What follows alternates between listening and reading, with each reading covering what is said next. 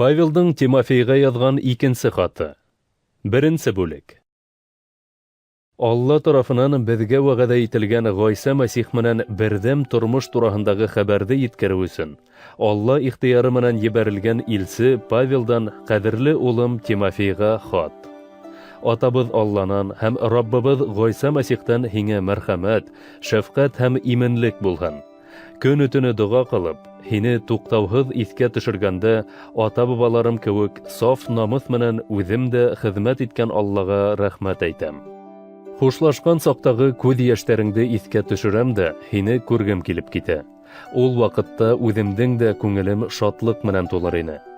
Лаида өләсәйеңдә һәм Евника әсәйеңдә булған һәм уларҙан һиңә күскән шундай уҡ эскерһеҙ иманды хәтерләйем дә, был имандың һиндә йәшәүенә ышанам.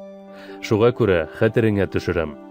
Өҫтөңә ҡулдарымды ҡуйған саҡта, үҙеңә Алла тарафынан бирелгән рухи бүләкте үҫтер.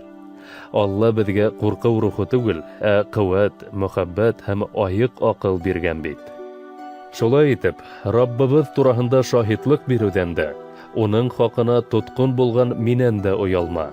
Ә минең менән бергә һөйөнөслө хәбәр хаҡына Алланың көс-ҡеүәтенә таянып ғазаплан.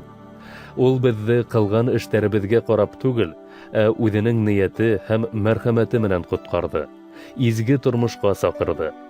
Уның был мәрхәмәте донъя яратылғансы уҡ Ғайса Мәсих аша еткерелде. Хәҙер беҙ был мәрхәмәтте ҡотҡарыусыбыҙ Ғайса Мәсих килгәс күрҙек. Ул үлемде юҡ итте һәм һөйөнөслө хәбәр аша йәшәү менән үлемһеҙлекте күрһәтте. Мин ошо һөйөнөслө хәбәрҙе вәғәзләүсе илсе һәм остаз итеп ҡуйылдым. Шул сәбәпле мин әле төрмәлә ғазап сигәм, ләкин оялмайым. Сөнки кемгә инанғанымды беләм һәм уның миңә ышанып тапшырғанды килгән көнөнә тиклем һаҡлай алырына ышанам. Ғайса Мәсих аша бирелгән мөхәббәттә һәм иманда тороп, минән ишеткән хаҡ тәғлимәтте өлгө итеп тот. Һиңә ышанып тапшырылған яҡшылыҡты күңелдәребеҙҙә йәшәгән изге рух ярҙамы менән һаҡла. Асия өлкәһендәгеләрҙең бөтөнөһөнөң дә мине ташлап киткәнен беләһең. Фигель менән Ермоген да улар араһында. Анисифор ғаиләһенә Раббы шәфҡәт бирһен. Ул күп тапҡыр күңелемде йыуатты. Төрмәлә ултырыуымдан да оялманы. Улай ғына ла түгел. Римға килгәс, ҙур тырышлыҡ һалып, мине эҙләп тапты. Раббы килгән көндә ул уның ярҙамы менән Алла шәфҡәтен алһын. Уның Ефеста саҡта миңә нисек хеҙмәт иткәнен үҙең беләһең.